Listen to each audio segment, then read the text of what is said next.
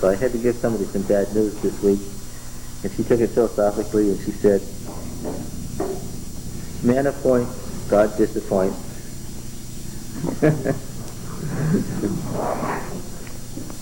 We're not in control of our destiny, so we appointed ourselves for 5 o'clock a while ago. Looks like 5:20 was the appointed hour. All right, so we'll go to 7:20 and fill out this tape, and if somebody needs to leave, as you know, there are no rules here about that sort of thing. Just leave if you need to. Well, beginning of our 3rd year, already to Deuteronomy. Deuteronomy won't occupy us more than a year or two. Okay? All right. Now then, welcome to those who haven't come before. This is an exegesis of the text. We're trying to find out what the text says without reading into it what we already thought it said. We'll hand out next week some sheets on exegesis for those of you who haven't been here before. Everybody else has them memorized.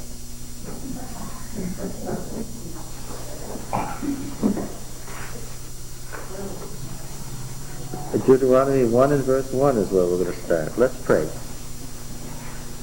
Heavenly Father, we thank you for the privilege of being together again. We appreciate this chance that we have to study thy word, and we ask that thy Spirit will guide us in our endeavor. In Jesus' name. Amen. Well, you've heard me say more than once that I was anxious to get to Deuteronomy. That when we got to Deuteronomy, we'd get to the beginning of the Bible, finish the preamble. This is the center of the Bible between here and 2 Kings.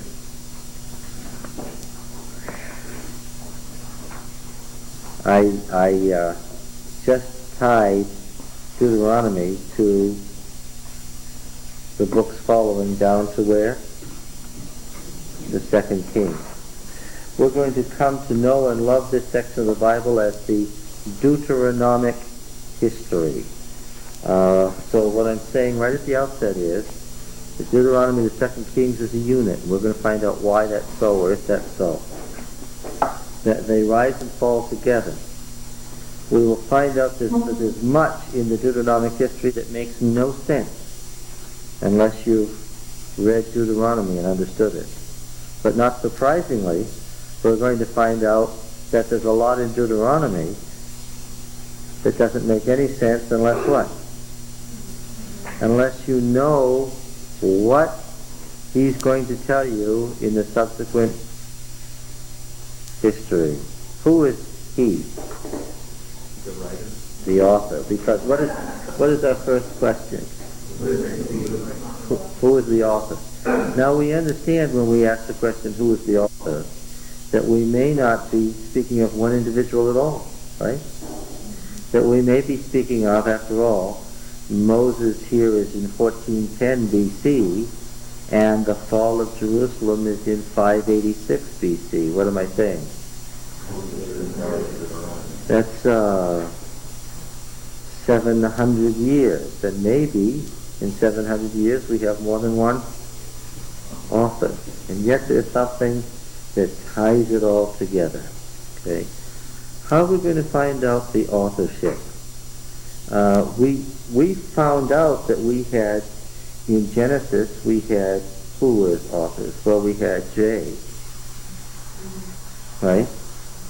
Who may have been Moses himself, and we had E. But most of all, who did we have? P, yes. Finally, the priest put it all together. But did he put it all together out of his own head? No. What did he put it all together from?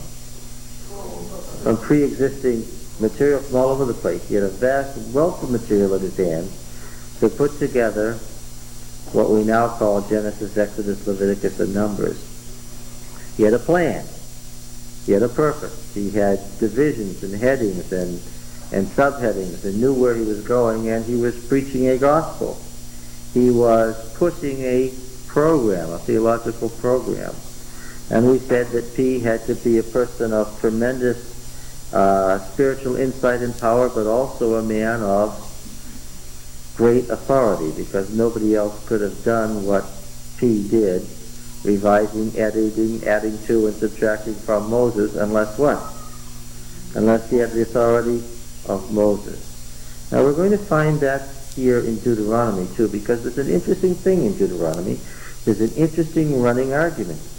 Deuteronomy warns us again and again, and Revelation quotes it, not to add to the words of this book and not to subtract from them, because if you do, you're going to be cursed. But then it also says that there's a prophet coming like Moses, who's going to teach you everything, as Moses did, and to him you should listen. And then the person, the author, who we're going to call the Deuteronomist for the time being, goes ahead and writes this book, telling you Moses said this, that, or the other, and he didn't say some other things, and you've heard this, but this is really the fact. The author is playing what role when he does that?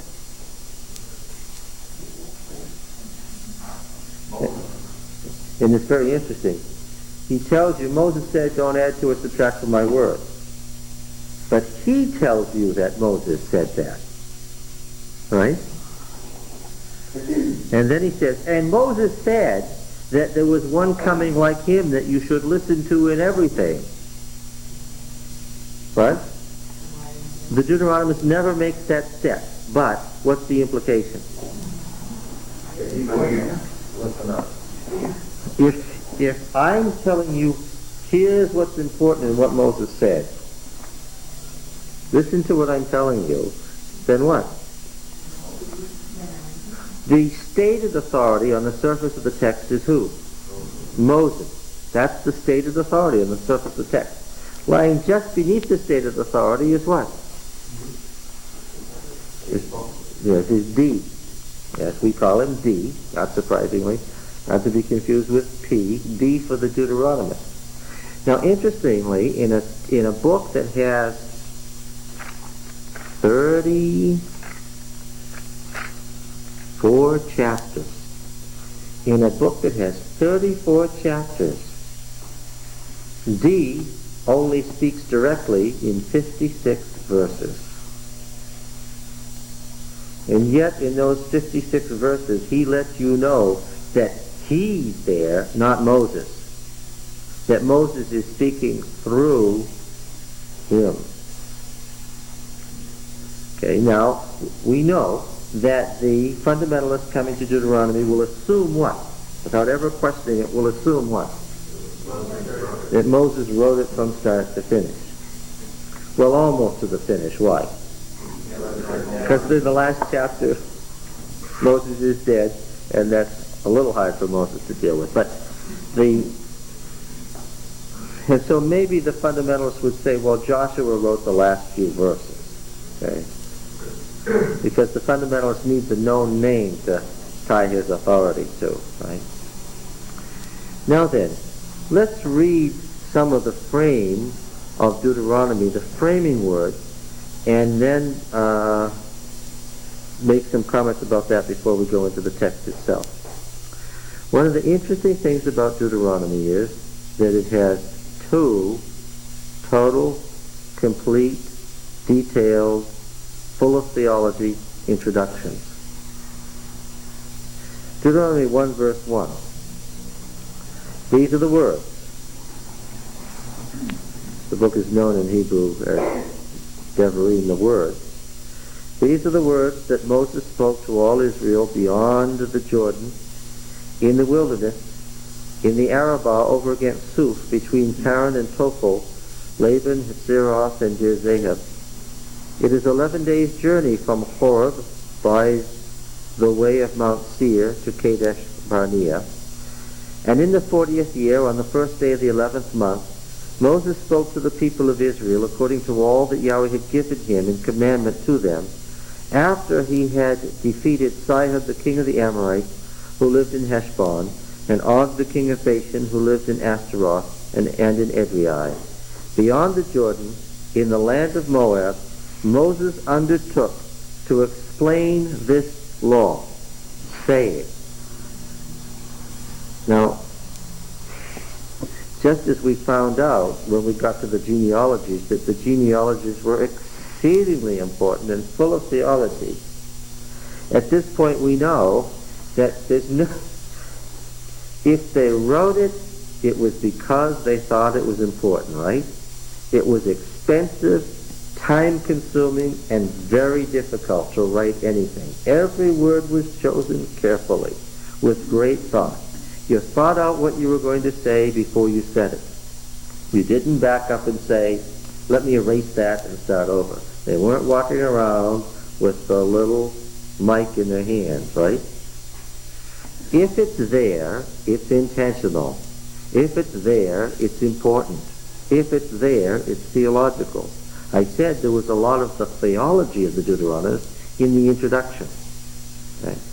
What on earth could be so theologically important that in fact he's joining the battle with some other theologies in the opening verses? What could it be? Well, we have to know something about what the battle was about before we can say what was going on there. Where's the other introduction? Let's first look at that before we do anything else. Where is it? It is 444. Exiguous, you stupid monk. What? I told you before that Exiguous was the man who sat down and took the trouble to divide the medieval manuscripts into chapters. And remember what we said about Genesis 1 and 2?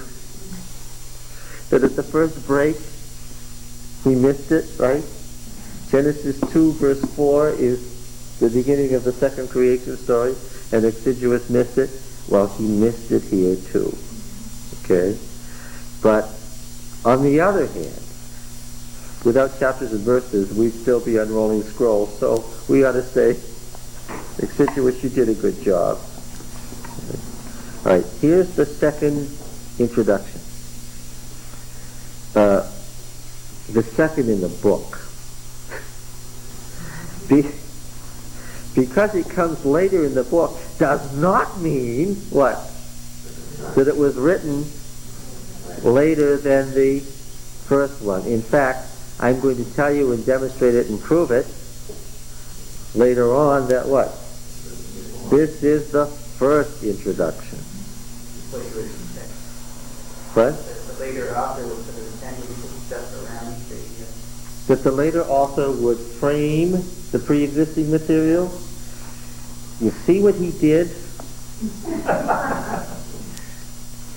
We talked, now we've got a pre-address before the basic address, and you said what? He introduced a later author. He introduced D2. Something you would expect an engineering type to do.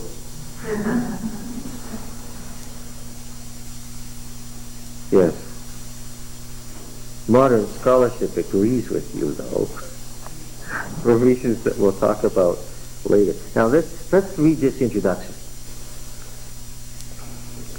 This is the law which Moses set before the children of Israel. I noticed something right away. How did the other introduction begin? These are the words. This one says, this is the law which Moses set before the children of Israel. These are the testimonies. This is not accidental, is it? One of these introductions is patterned after the other.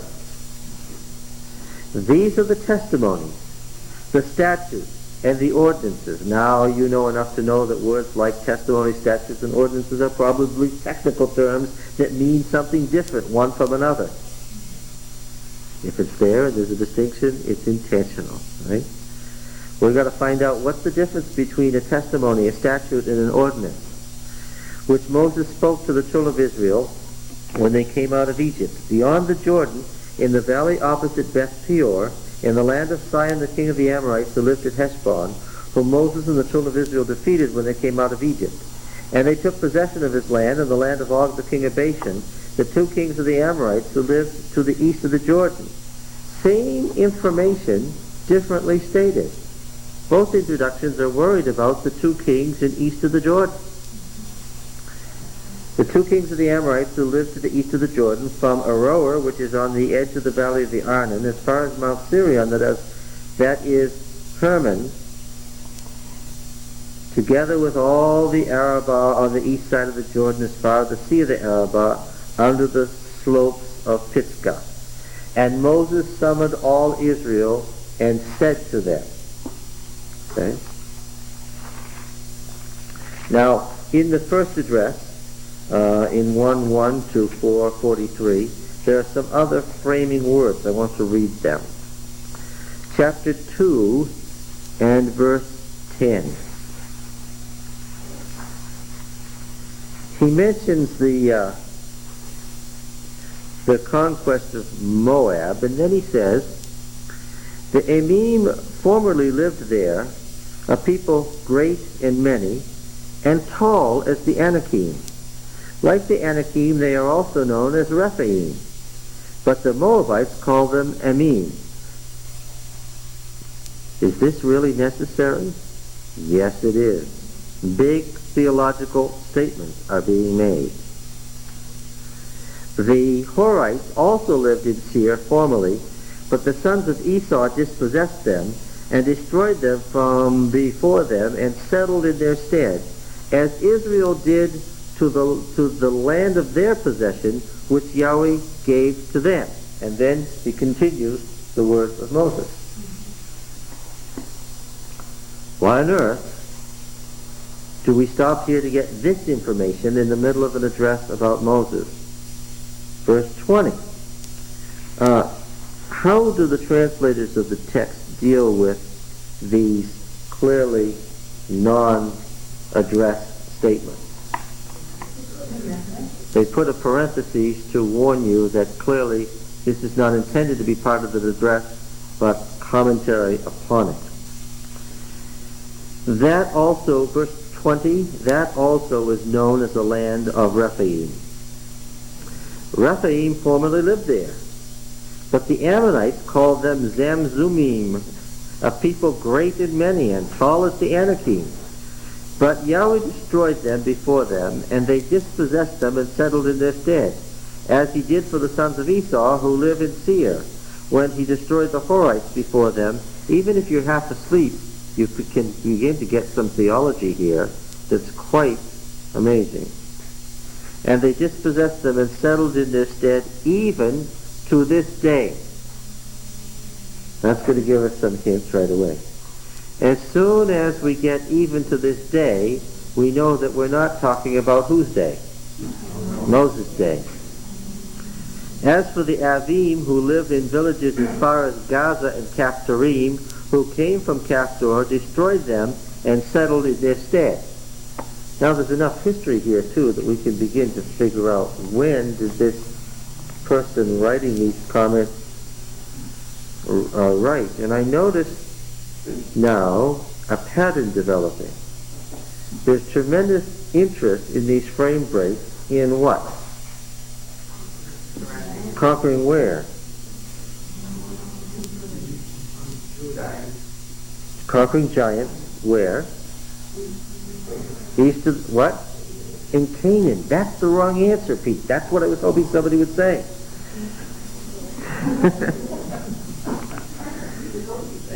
Yes. The point is that in the introduction and in the frame breaks here, there's tremendous interest in what went on where? Outside the covenant land. What Israel and others at God's will did to certain people outside the covenant land.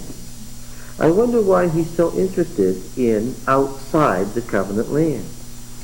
But aren't these the countries that you referred to once before as kind of big other covenant nations? Other covenant areas, yes. But now, you have to do an interesting thing here, Richard. You have to say to yourself, I know what exegesis is, but I don't know anything about all that theology I already learned from P. Why? We have to dispossess ourselves of everything that J, E, and P have already told us. Why? You can't make an assumption that what the Yahwist, the Elohist, or the priestly writer said theologically, this person agrees with. Yeah. All right, now,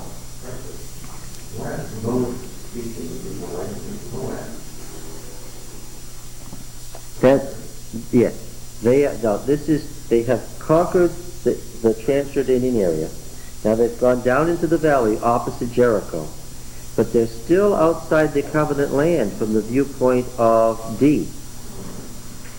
And Moses is about to make a covenant with them outside the land. This is going to be very important. This is going to be the center of a lot of what's going on. There's a covenant being made outside the covenant land. Well, sure, we knew that already. Where was it made? At Sinai. Well, that's where it was made in D. But we're going to find out what? The covenant that counts in Deuteronomy wasn't made at Sinai. In fact, he doesn't like the name Sinai anyway. He uses Mount Horeb. What does Horeb mean anyway? It means the dry place, the desolate place, the wilderness, the mount of the wilderness. He's already told us that it's 11 days journey from Horeb by way of Mount Seir to get to the district that we're in. The covenant we're going to be concerned about here is not a covenant that was made at Sinai. It's a covenant made with all of us who are alive here this day. And how many of the folks at Sinai are there? Caleb and Joshua. Moses is not counted among those who make this covenant, because the covenant is to possess the land. And we're going to find out, as we read the content, that Moses specifically is singled out as one who what? Is not going to partake of this covenant.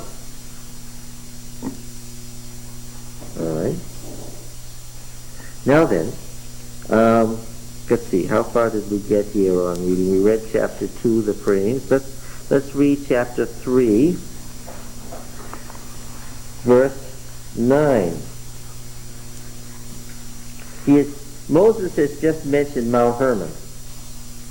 And I say Moses in quotes. In verse 9, he tells us that the Sidonians call Hermon Sirion. The Amorites, however, call it Senir. Certainly seems to be somebody who's interested in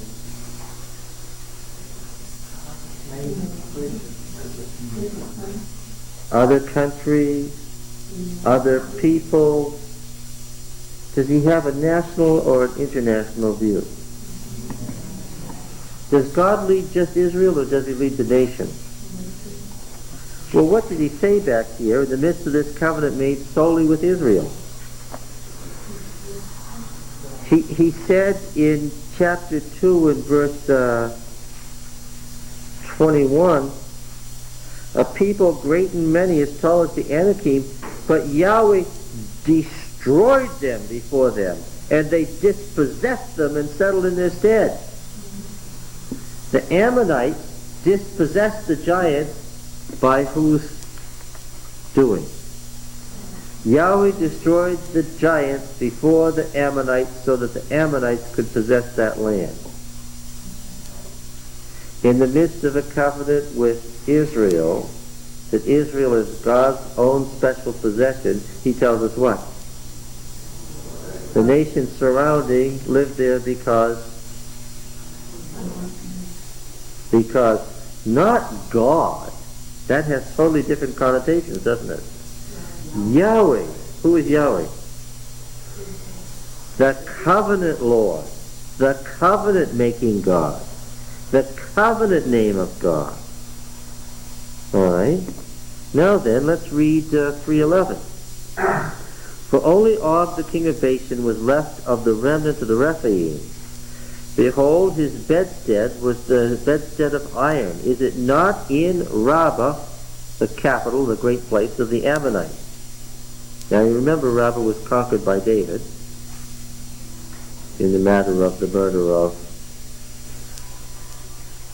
Bathsheba's husband, Uriah the Hittite. 9 cubits was its length, and 4 cubits its breadth, according to the common cubit. Yeah, he had a 13.5 foot there. He's one of the Rephaim, the descendants of the. Well, we've got to find out, what is this all about? Why are these giants a theological issue? And now verse 13.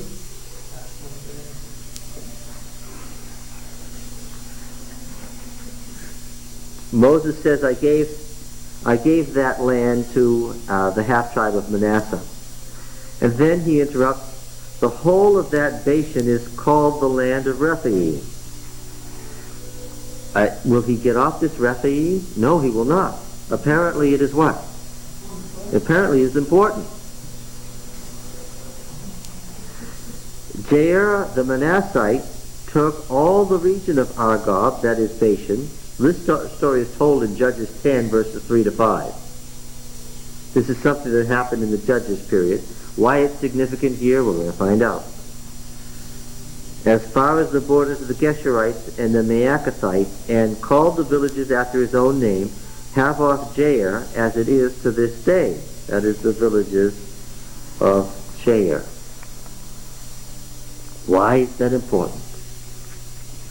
I don't know yet. Well, one of the things we're going to find out next to Jesus for you who are new is that we can't answer the question until what? Until we find out what is the question. Okay? And a lot of times we don't find out what is the question until we read carefully. Right? Much too soon, but it would be a wild guess this soon. Go ahead. If I recall, 2 faithful people went to spy out the land, the others followed stones as grasshoppers. Yes. Yes. It does have something to do with it. It does, but you're quoting P again. I will warn you that the Deuteronomist does not always agree with P. And what am I going to say about the Deuteronomist? If I said P had to be somebody of tremendous authority to put Genesis, Exodus, Leviticus, and Numbers in its current form, what am I going to say about D, who openly at times says, no, what P said isn't correct? Oh, yeah. Yes. Okay. Now, chapter, let's see, how far have we gotten here? Let's see. Oh. Yes, then he concludes the opening narrative in chapter 4, verse 41. Then Moses set apart 3 cities in the east, beyond the Jordan. These are the cities of refuge for the manslayer. But now, again, I'm interested. How many cities of refuge am I going to find if I read further? I'm going to find 6. How many? 3 west of the Jordan, and 3 east of the Jordan. And once again, I notice that he's only interested in what? The 3 east of the Jordan. And I'm beginning to notice a pattern, and I'm saying to myself, why? Then Moses set apart 3 cities in the east, beyond the Jordan, which is where this speech is taking place. Moses undertook to explain this law beyond the Jordan, that the manslayer might flee there, who kills his neighbor unintentionally without being at enmity with him in time past, and that by fleeing to one of these cities he might save his life. Bezer in the wilderness on the tableland of the Reubenites, and Ramoth in Gilead for the Gadites, and Golan in Bashan for the Manassites. And that's his conclusion. Okay. Now, I noticed that in the law, as Moses was explaining it, he got to a certain point in verse 4:25. A point that is popularly described as the point of the opening address. And we're going to read through the opening address and see if this could be so after we make some more remarks. When you beget children, and children's children have grown old in the land. Now this is the Deuteronomist quoting Moses. I need to warn you that Deuteronomy is subtle. We have the Deuteronomist quoting Moses. Sometimes Moses quotes God and sometimes Moses quotes the people. So occasionally we have the Deuteronomist quoting Moses quoting the people. And occasionally the people tell Moses what God has said to them. And so sometimes we have the Deuteronomist quoting Moses, quoting the people, quoting God, quoting the people. They have said such and such, therefore this is what I want them to do. The result of this is that he can give you a tremendous interplay of ideas without saying these are my ideas. He can say, well, this is what the people thought God meant, and so forth. But by this device, he can bring up almost every theological current around and comment on it. Okay. Now, this is D quoting Moses to the people. When you beget children and children's children have grown old in the land, if you act corruptly by making a graven image in the form of anything, and by doing what is evil in the sight of Yahweh your God so as to provoke him to anger, I call heaven and earth to witness against you this day. And we're going to talk about structure of covenant and heaven and earth as witnesses and where that comes from. I call heaven and earth to witness against you this day, that you will soon utterly perish from the land which you're going over the Jordan to possess. You will not live long upon it, but will be utterly destroyed. And Yahweh will scatter you among the people, and you will be left few in number among the nations where Yahweh will drive you. And there you will serve gods of wood and stone, the work of men's hands, that neither see nor hear nor eat nor smell. But from there you will seek Yahweh your God. Notice this. From there you will seek Yahweh your God, and you will find him if you search after him with all your heart and with all your soul. You will seek him, and you will find him in this land that is not the covenant land beyond the Jordan, if you seek after him with all your heart and with all your soul. When you are in tribulation, and all these things come upon you in the latter days. Sometimes he forgets to say it. When you are in tribulation, when this does happen, it was cast as an if. When you are in tribulation and all these things come upon you in the latter days, you will return to Yahweh your God and obey his voice. For Yahweh your God is a merciful God. He will not fail you or destroy you or forget the covenant with your fathers which he swore to them. And I'm beginning to catch it now that Deuteronomist is interested in what? Are these the people that were going to destroy the Israelites? Well, one thing I know in the opening address. What? Talking about a covenant. I was talking about a covenant. They knew they have it outside the Where's the covenant made? Outside the... Where are they going? There's one made outside the land before they go in. And now when they get in, what's going to happen? They're going to be dispossessed because of God's anger. But what will they do then? They'll seek the Lord with all their heart and soul, and what? And they'll make another covenant outside the land.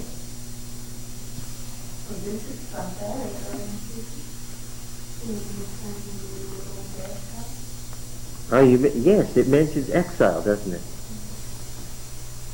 Well, first it said you'll be utterly destroyed. And then it said, no, not utterly destroyed, you'll be what? You'll be exiled. There'll be few of you, but you'll be exiled. Okay? Now then, I want to keep reading these framing words. Now, we said in the beginning of the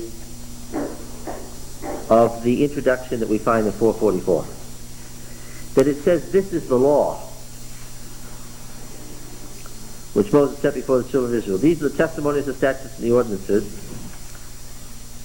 5:1, and Moses summoned all Israel, and he said to them, quote, "Hear, O Israel, the statutes and the ordinances which I speak in your hearing this day, and you shall learn them and be careful to do them. Yahweh your God made a covenant with us in Horeb. Not with our fathers did Yahweh make this covenant, but with us, who are all of us here alive this day." This is going to be a standard refrain in D. The covenant wasn't made with the fathers. In P, where's the important covenant? The Sinai. But in D, Yahweh didn't make a covenant with the fathers. He made it with what? Us who are here this day. Now, the Deuteronomist is being very interesting.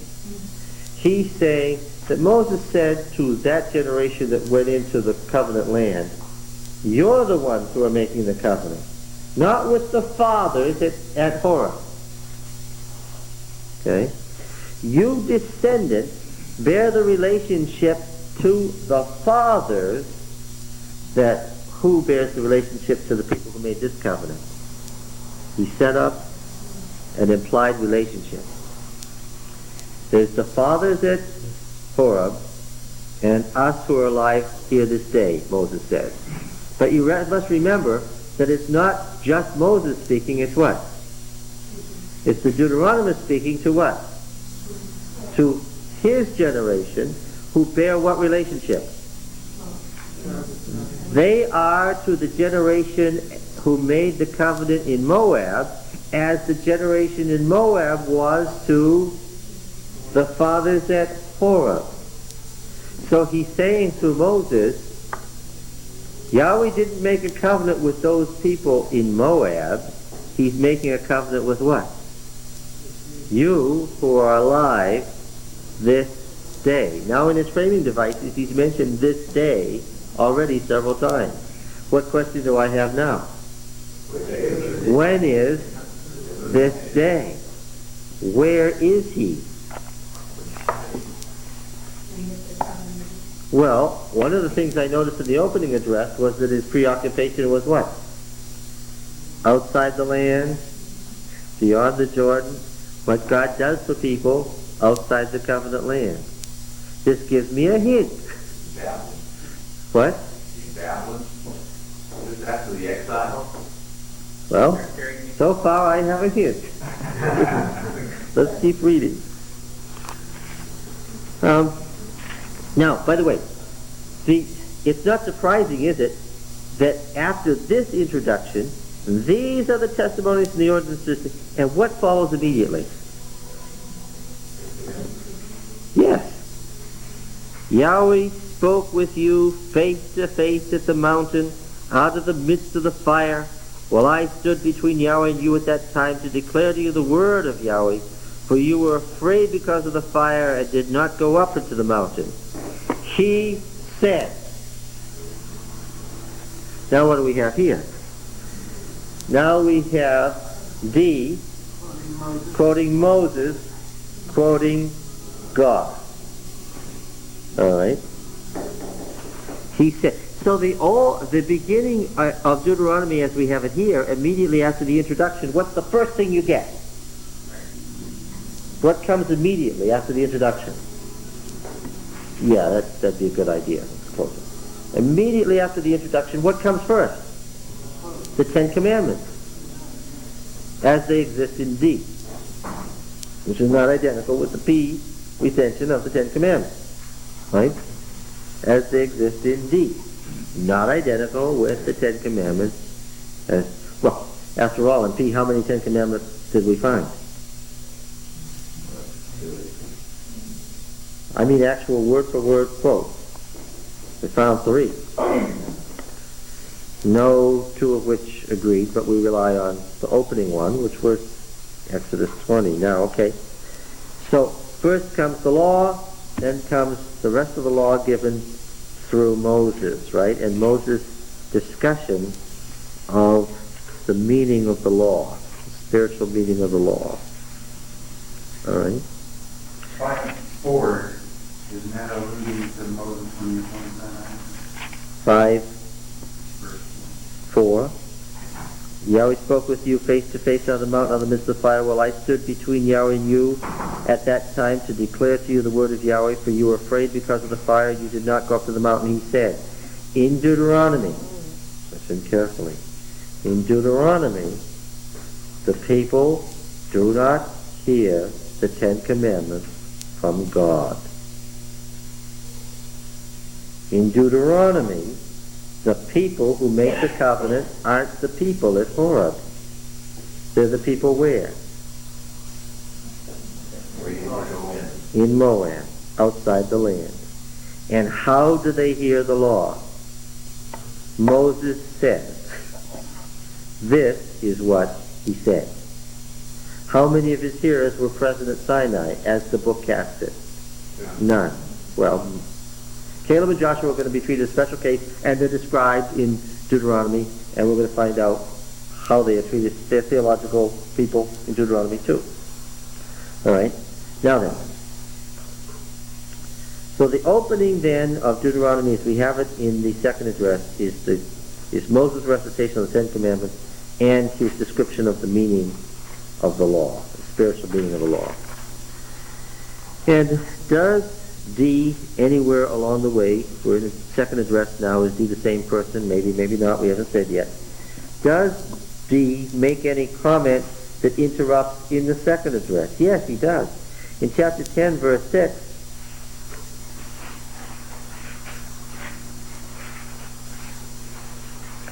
well, read verse 5. Then I turned back and came down from the mountain and put the tables in the ark which I had made, and there they are, as Yahweh commanded me. And then we have this odd statement. The people of Israel journeyed from Beeroth Ben-Jaakin to Mosera. There Aaron died, and there he was buried. And his son Eleazar ministered as priest in his stead. From there they journeyed to Gudgoda, and from Gudgoda to Jotbatha, a land with brooks and water. Okay. At that time Yahweh set apart the tribe of Levi to carry the Ark of the Covenant of Yahweh to stand. None of this has anything to do with what Moses was talking about apparently. To stand before Yahweh, to minister to him, and to bless his name to this day. Therefore Levi has no portion or inheritance with his brothers. Yahweh is his inheritance, as Yahweh your God said to him. What is that about? That's very important, and we're going to see how it becomes important later on. Okay? Then beginning in chapter 12, we have the Deuteronomic Law Code. Chapters 12 through 26 are the Deuteronomic Code. Well, we had originally the covenant code that began in Exodus 24, the original old ancient covenant code. Then we had the holiness code in Leviticus 17 to 26. And then we had many, many complicated additions found throughout the book of Numbers. And here's another one, a whole other code, quite different from all the others. Another covenant code?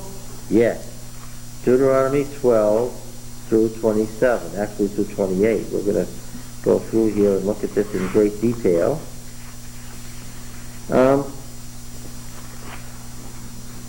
Chapter 27 and verse 1.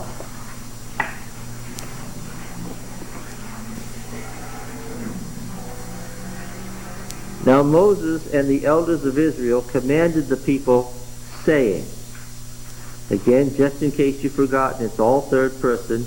He said. It's no first person, I said. That's Moses speaking, but there's frames around it. Okay? And in verse 9, and Moses and the Levitical priests said to all Israel, quote,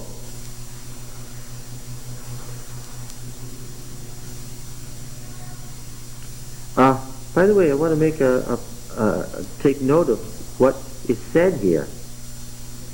Keep all the commandment which I command you this day, and on the day you pass over the Jordan to the land which Yahweh your God gives you, you shall set up large stones and plaster them with plaster and write on them all the words of this law. How many words would that have been? We're chapter 5, we're now in chapter 27, we're 22 chapters later. How many words would that have been? 10. 10, she says. Is she correct? Yes. All the words of the law were 10. And everything else is Moses' commentary on the law. Yes. When you pass over to enter upon them all the words of this law which you pass over to enter the land which Yahweh God gives you, does it actually say that it was... we heard that from P. Now we're in D now. Does it say that in Deuteronomy? Yes. On a number of occasions we're going to find Moses saying the 10 words. Could I find one? Yes, I can. Chapter 10 and verse 4.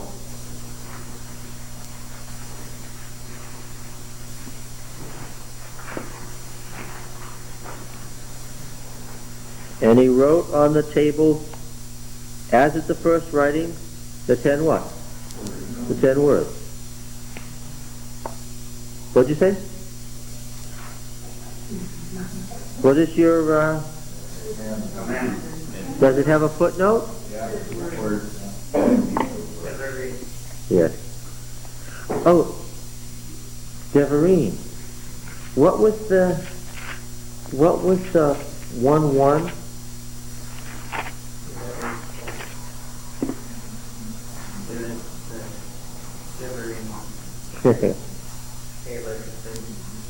These are the words. We've got an interesting thing. We've got words that God spoke, and what? According to Moses, we don't know, we didn't hear it. We got words, Devarim, that God spoke according to Moses, and Moses is the sole authority for that here. Okay? And now we've got words spoken by Moses, same words, and who's the authority for that? The Deuteronomist is.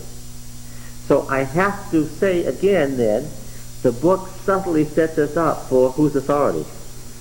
Who's the ultimate? The implied ultimate authority here is God. The secondary authority is Moses. The tertiary authority is the writer. But when I actually look at it, who's the ultimate authority here? The writer is. Because the writer tells you that this is what Moses said, and this is what God said to Moses. How do you know that? Because what? Because I'm telling you so.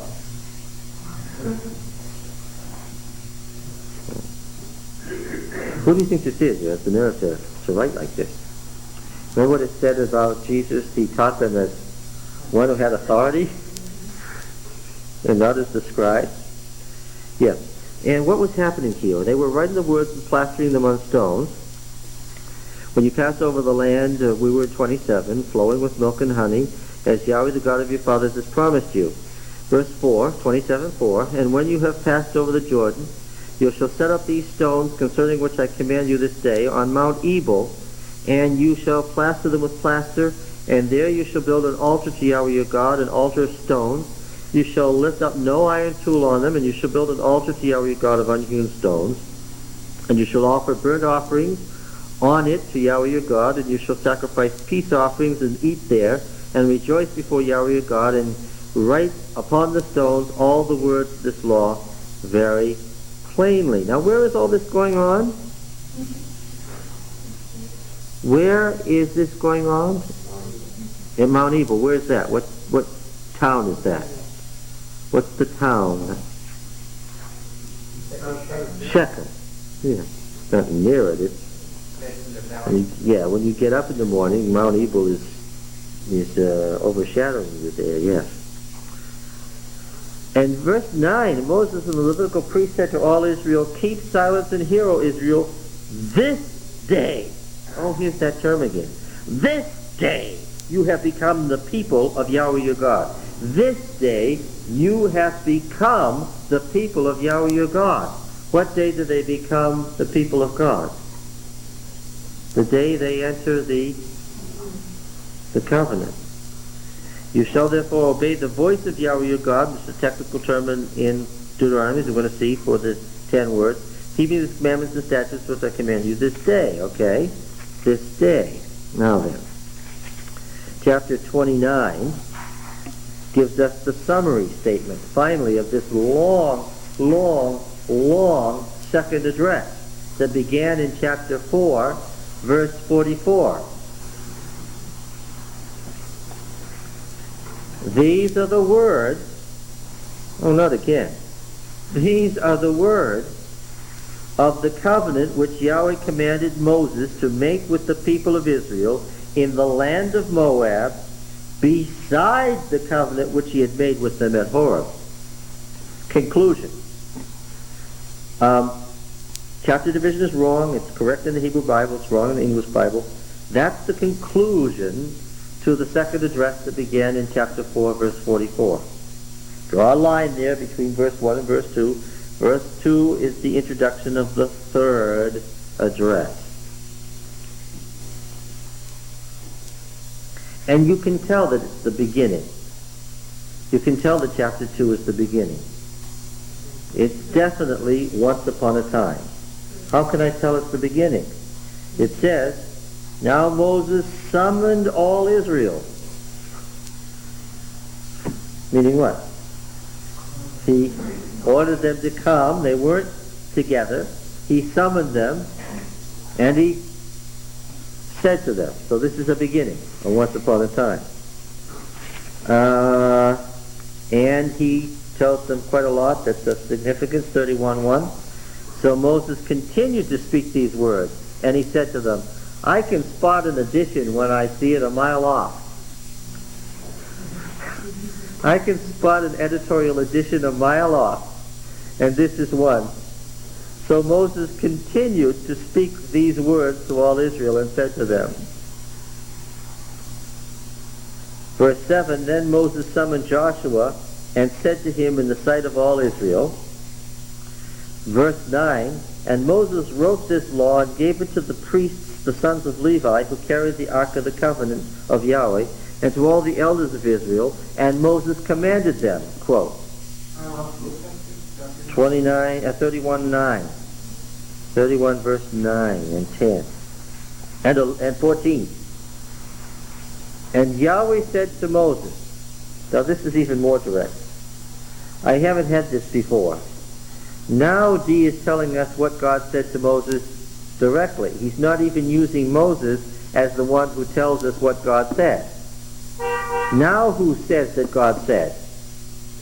It's not that Moses said that God said, it's what? It's that the Deuteronomist says that God said to Moses. As if there are three people here. There's God, there's Moses, and there's me. And Yahweh said to Moses, verse 16, verse 22, so Moses wrote this song that same day, and he taught it to the people of Israel. And Yahweh commissioned Joshua the son of Nun and said, quote, verse 24, when Moses had finished writing the words of this law in a book to the very end, Moses commanded the Levites who carried the ark of the Lord, quote, verse 30, next page, verse 30, then Moses spoke the words of this song until they were finished in the ears of the assembly of Israel. Verse 44. Got to skip the Song of Moses now. Go over to the end of it at verse 44. 32, 44. The end of the Song of Moses. Moses came and recited all the words of this song in the hearing of the people, he and Joshua the son of Nun. And when Moses had finished speaking all these words to all Israel, he said to them, quote, and again, verse 48, and Yahweh said to Moses that very day. And I'm going to find that he does this subtly in the body of the text too. There was that day and what? And there's this day. Verse 33:1. This is the blessing with which Moses, the man of God, blessed the children of Israel before his death. He said, remember how there was the testament of Jacob in Genesis 49 with the blessing on the 12 tribes, each one being a picture of their future history? We have the same thing here, only it's Moses speaking. And then finally 34. Finally chapter 34, where even the fundamentalists can't avoid the obvious. In chapter 34, even the fundamentalists can't avoid D. Why? Because at this point, what? Moses is dead. So even the fundamentalist is stuck with somebody other than Moses as a writer. And Moses went up from the plains of Moab to Mount Nebo, to the top of Pisgah, which is opposite Jericho. And I want you to find out, is this like the first or the second introduction? And Yahweh showed him all the land, Gilead as far as Dan, all Naphtali, the land of Ephraim and Manasseh, all the land of Judah as far as the western sea. As soon as I say there's Ephraim and Manasseh and there's Judah, am I near Moses' time or far off? As far as the western sea, the Negev and the plains, that is the valley of Jericho, the city of palm trees, as far as Zoar. And Yahweh said to him, this is the land which I swore to Abraham, to Isaac, and to Jacob. I will give it to your descendants. I have let you see it with your eyes, but you shall not go over there. So Moses, the servant of Yahweh, died in the land of Moab, according to the word of Yahweh, and he buried him in the valley in the land of Moab, opposite Beth Peor, but no man knows of the place of his burial to this day. Moses was 120 years old when he died. His eye was not dim, nor his natural force abated. And the people of Israel wept for Moses in the plains of Moab 30 days. Then the days of weeping and mourning for Moses were ended. And Joshua the son of Nun was full of the spirit of wisdom, for Moses had laid his hands upon him. So the people of Israel obeyed him, and did as Yahweh had commanded Moses. And there has not arisen a prophet since in Israel like Moses. Okay? Now, first of all, it's the prophetic role of Moses that this person's interested in. Right at the centerpiece of the Deuteronomic Code, we're going to find a prophet like Moses. There has not arisen a prophet since in Israel like Moses. Moses is made to say, a prophet like me will arise. And here's the same phrase, a prophet like Moses. This is not accidental. There has not arisen a prophet since in Israel like Moses, whom Yahweh knew face to face. I could say that the Deuteronomist is lying here because what? He himself knows Yahweh face to face. None like him for all the... I heard Elijah's name there. None like him for all the signs. You notice a similarity to Elijah? Yeah, you should have. He's none like him for all the signs and wonders which Yahweh sent him to do in the land of Egypt, to Pharaoh and to all his servants and to all his land, and for all the mighty power and all the great and terrible deeds which Moses wrought in the sight of all Israel. Oh, and I will say that there's no question that Elijah did what? Wrought great and mighty deeds in the sight of all Israel, great and terrible deeds, that he brought curses on Israel like the curses that Moses brought on Egypt and so forth. Yes. And this business about nobody has arisen like him from that day to now. Was he counting Joshua as being like Moses? He's saying that no one was like Moses since Joshua was? Or it's very interesting that he wants you to know that Joshua was full of the Spirit because he had inherited from Moses, saying what? He sets up just in case you missed it, a sequence of Spirit-filled people, just so you don't think that the Spirit ceased with Moses. there's a line, and it passed to Joshua, and it wouldn't surprise me if the Deuteronomists thought what? That he was in the line. I wonder if I can find that out by reading Deuteronomy. I bet I can. Otherwise, why would he have written it? Yeah. And Elijah to Elisha, the same kind of transfer. Exactly. Yeah. Indeed, we are going to find that the transfer from Elijah to Elisha is modeled on the transfer from Moses to Joshua. None of these things are by accident. Yes, the Deuteronomic history. Now, he's going to do the same thing when he comes to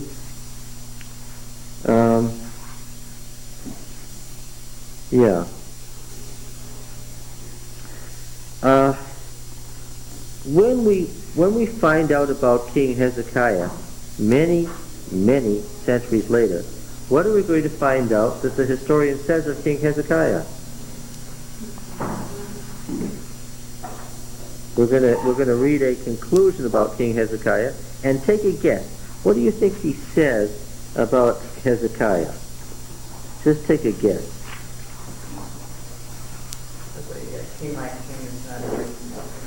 That's right, that there was no king like him before him and none has risen like him after him.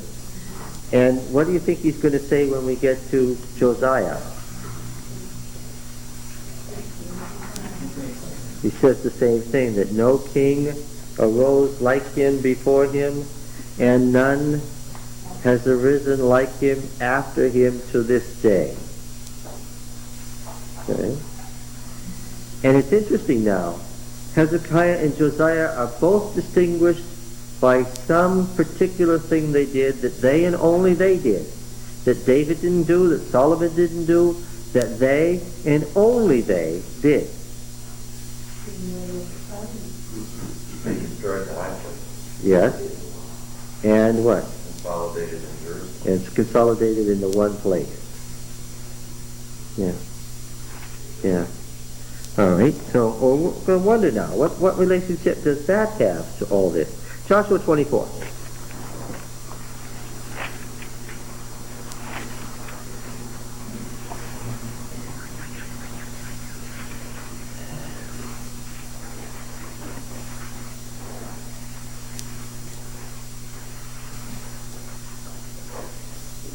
Now in P, it was the office of judge that we were interested in. In D, it's the prophetic role of Moses. Then Joshua gathered all the tribes of Israel to Shechem and summoned the elders, the heads, the judges, and the officers of Israel, and they presented themselves before El. And Joshua said to the people, "Thus says Yahweh, the God of Israel." Where are they? Where did Joshua summon them? To Shechem. What was the site of covenant making in the covenant land in Deuteronomy?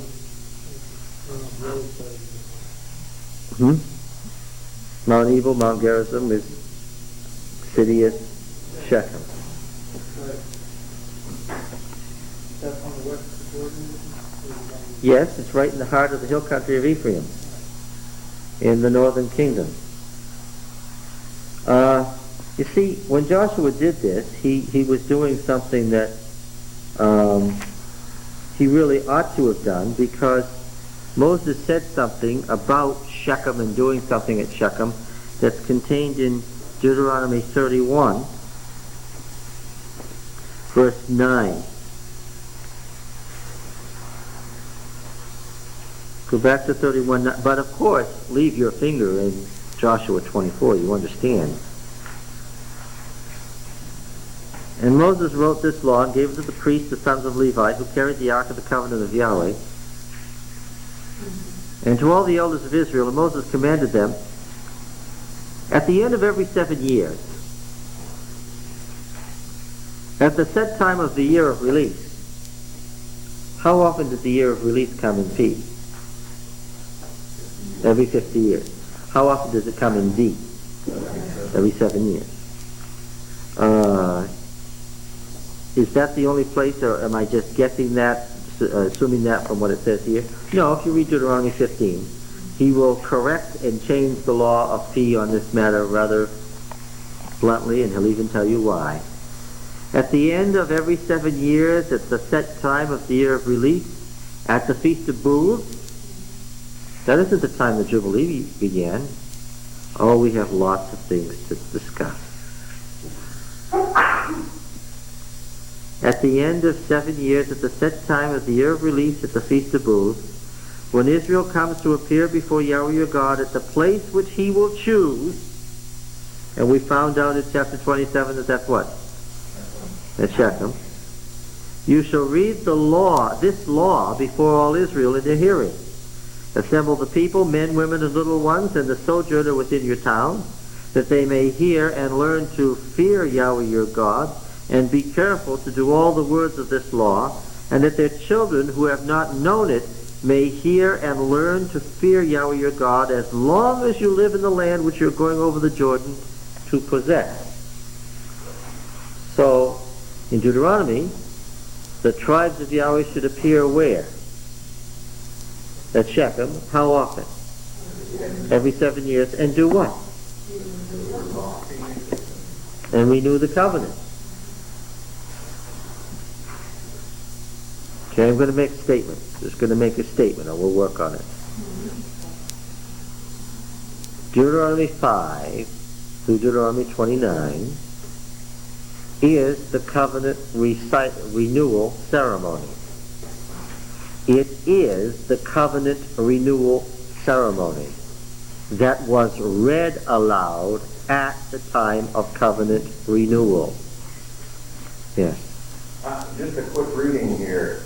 It doesn't, P and D don't seem to be talking about the same kind of thing. Year Jubilee talks about release of the land, whereas D talks about release of indentured servants. Which was only done in the Jubilee year in P. The release of slaves was done in the Jubilee year also. It's a totally different economic system, and we have to find out why. Now in Joshua 24, he's gathered the tribes to Shechem. What then are we seeing? A covenant renewal ceremony. And we're going to see many of these. When we get into Judges, and they do something wrong, and the Lord brings somebody on them, and they cry to the Lord for a deliverer, and this happens constantly. How did the people cry to the Lord for a deliverer? When and how was that done? It just says so in Judges. How and when? It was done at the covenant renewal ceremonies. No wonder that these things lasted so many sets of 7 years. Okay. Yes. Then Joshua gathered all the tribes of Israel to Shechem and summoned the elders, the heads, the judges, the officers of Israel, and they presented themselves before God. And Joshua said to the people, Thus says Yahweh the God of Israel, Your fathers lived of old beyond the Euphrates. Terah the father of Abraham and of Nahor, and they served other gods. Then I took your father Abraham from beyond the river and led him through all the land of Canaan, and I made his offspring many. I gave him Isaac, and to Isaac I gave Jacob and Esau, and I gave Esau the hill country of Seir to possess. But Jacob and his children went down to Egypt, and I sent Moses and Aaron, and I plagued Egypt with what I did in the midst of it, and afterwards I brought you out. Then I brought your fathers out of Egypt, and you came to the sea. And the Egyptians pursued your fathers with chariots and horsemen to the Red Sea. And when they cried to Yahweh, he put darkness between you and the Egyptians, and made the sea come upon them and cover them. And your eyes saw what I did to Egypt, and you lived in the wilderness a long time. Then I brought you to the land of the Amorites, who lived on the other side of Jordan. And they fought with you, and I gave them into your hand, and you took possession of their land, and I destroyed them before you. Then Balak the son of Zippor, king of Moab, arose and fought against Israel, and he sent and invited Balaam the son of Beor to curse you, but I would not listen to Balaam, therefore he blessed you. So I delivered you out of his hand. And you went over the Jordan and came to Jericho, and the men of Jericho fought against you, and also the Amorites, the Perizzites, the Canaanites, the Hittites, the Girgashites, the Hivites, and the Jebusites, and I gave them into your hand. And I sent the hornet before you, which I drove them out from before you, the 2 kings of the Amorites, It was not by your sword or by your bow. I gave you a land on which you had not labored, and cities which you had not built, and you dwell therein, and you eat the fruit of vineyards and olive orchards which you did not plant. Now therefore fear Yahweh, and serve him in sincerity and in faithfulness. Put away the gods which your fathers served beyond the river and in Egypt, and serve Yahweh. And if you be unwilling to serve Yahweh, choose this day. So what is the this day? The this day is the day of covenant renewal. Can I find out which covenant renewal if I read through Deuteronomy D is describing? Yes, I can.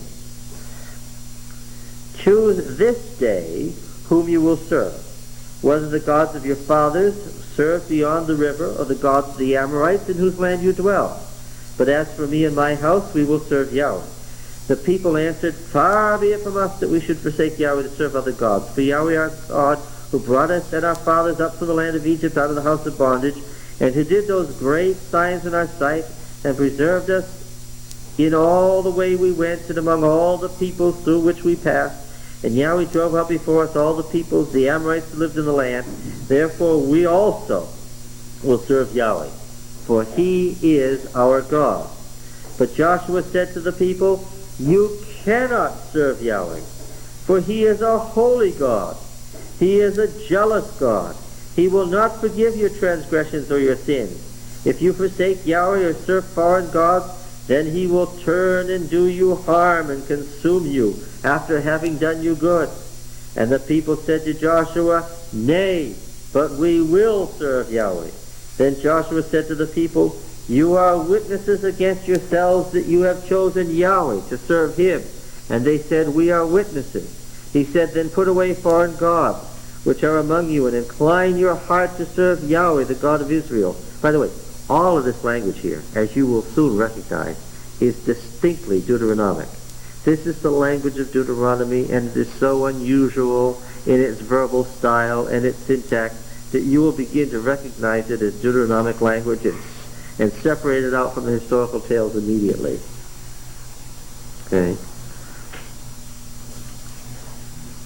Yahweh our God we will serve, and his voice we will obey. The technical term for the 10 words in Deuteronomy.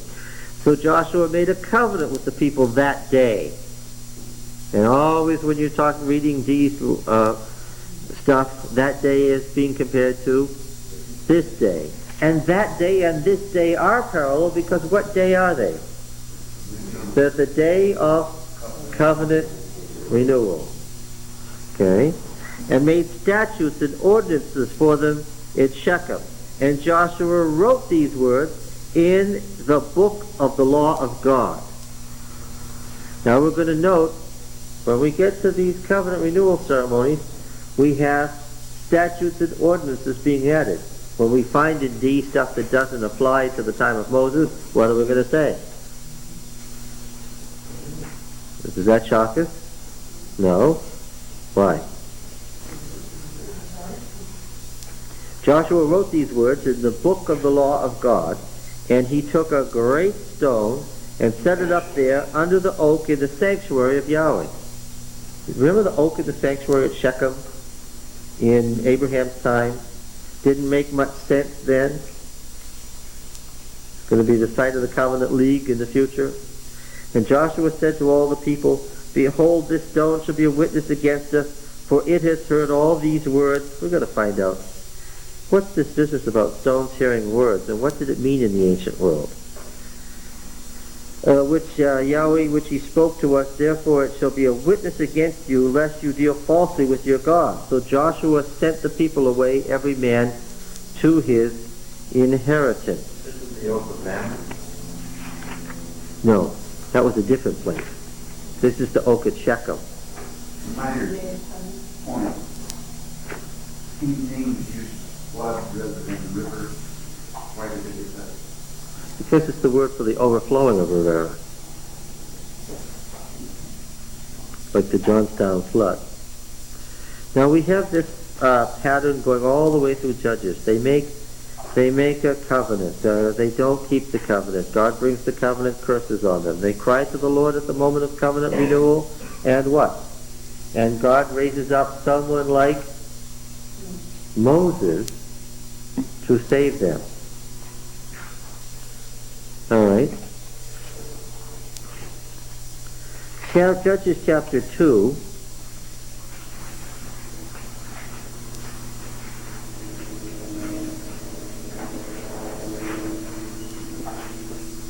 This is the judge now. This is not a heavenly being. This is not Christ. This is the judge who was in office in those days. Now the angel of the Lord went up from Gilgal to Bochim, the place of weeping, meaning Shechem, and he said, I brought you up out of the land of Egypt, and I brought you into a land which I swore to give to your fathers. I said, I will never break my covenant with you, and you shall make no covenant with the inhabitants of this land. You shall break down their altars. But you have not obeyed my command. What is this you have done? So now I say, I will not drive them out before you, but they shall become adversaries to you, and their gods shall be a snare to you. And when the messenger of the covenant spoke these words to all the people of Israel, the people lifted up their voices and wept. And they called to the name of that place Weeping, and they sacrificed there to Yahweh. And as you read on, it's a covenant renewal ceremony. And now let's read 1 Samuel. Is it 1 Samuel 8?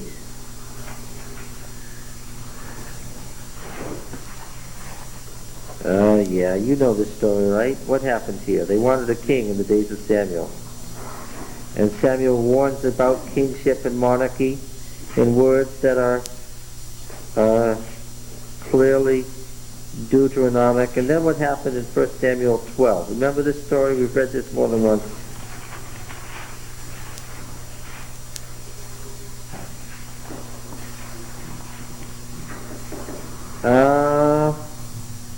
Verse 6. Samuel said to the people, Yahweh is witness, who appointed Moses and Aaron and brought your fathers up out of the land of Egypt.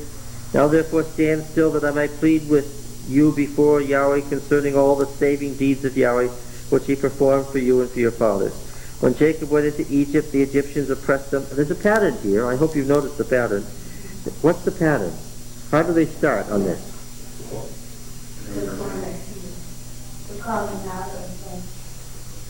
Well, it's the saving deeds of the Lord, starting with the Father. The recital is what Jonas Wright called the Magnalia Dei, the magnification of God in his saving acts to the Father. Because the saving acts to the fathers are the prelude to the covenant making. Right? When Jacob went into Egypt and the Egyptians oppressed them, then your fathers cried to Yahweh, and Yahweh sent Moses and Aaron, who brought forth your fathers out of Egypt and made them dwell in this place. But they forgot Yahweh their God, and he sold them into the hand of Sisera, the commander of the army of Jabin, the king of Hazor. Each time there's a covenant renewal, we see more recent stuff being added to the recital of God's mighty acts. And into the hand of the Philistines, into the hands of the king of Moab, and they fought against them.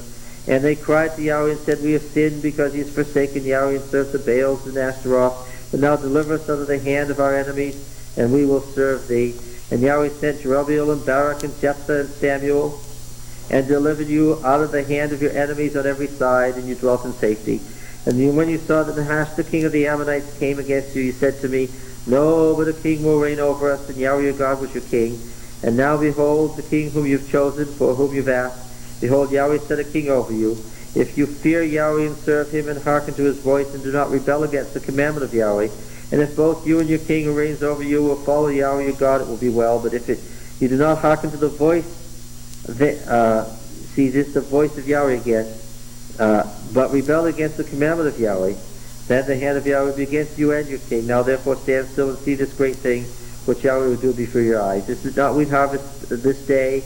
I will call upon Yahweh, that he may send thunder and rain, and you shall know and see that your wickedness is great which you've done in the sight of Yahweh, in asking for yourselves a king. So Samuel called upon Yahweh, and the Lord sent thunder and rain all that day. And the people of Israel greatly feared Yahweh and Samuel.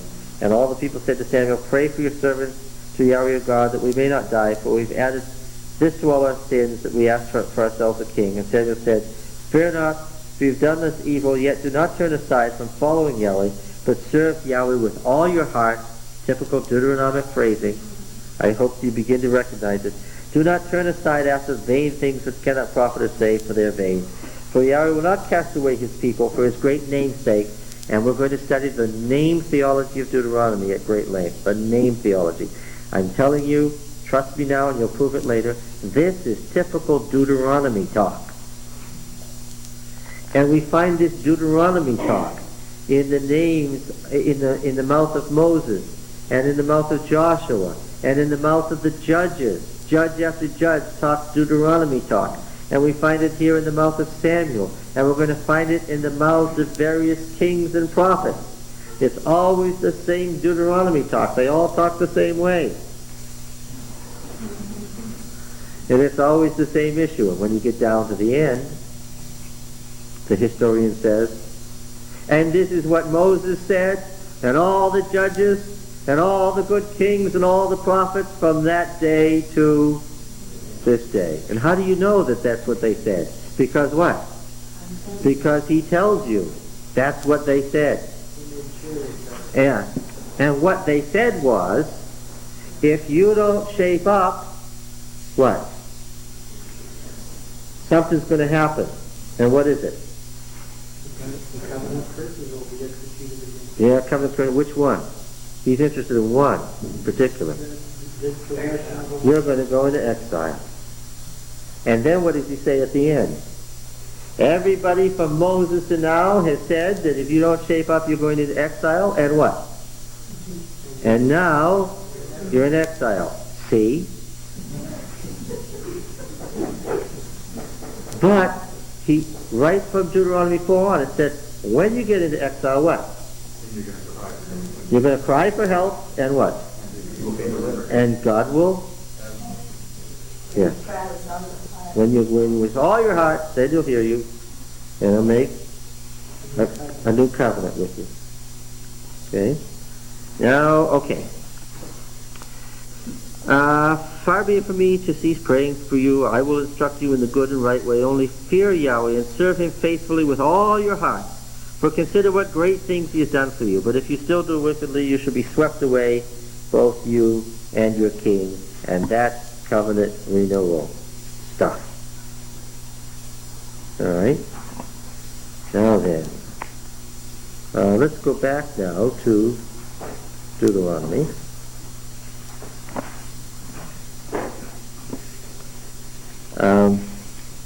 Now that we let's just read a little bit about that promise a little more in Deuteronomy 29, where we have the blessings and the curses.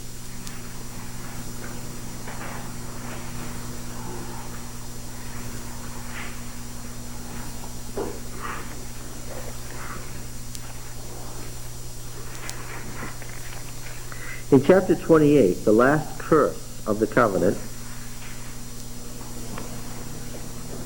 after the extraordinary affliction, all right, what's finally going to happen? Verse 64. At the end of an absolutely amazing chapter, Deuteronomy 28, we have in verse 64, the Lord will scatter you among all peoples from one end of the earth to the other.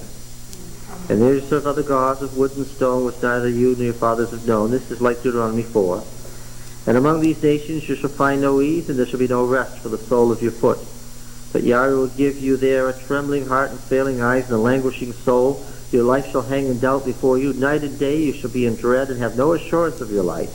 In the morning you will say, would that it were evening, and in the evening would that it were morning, because the dread which your heart shall fear, and the sight which your eyes shall see. And Yahweh will bring you back in ships to Egypt, a journey which I promised that you would never make again. And there you shall offer yourselves for sale to your enemies as male and female slaves, but no man will buy you. And of course, in the Babylonian exile, they took ship to Egypt, hoping the Egyptian Empire would save them from the Babylonians during the great final invasion. And the Egyptians were afraid to buy them as slaves for fear that it would cause a Babylonian invasion. Jeremiah the prophet lived through all this and describes it. Did Jeremiah have any relation to Moses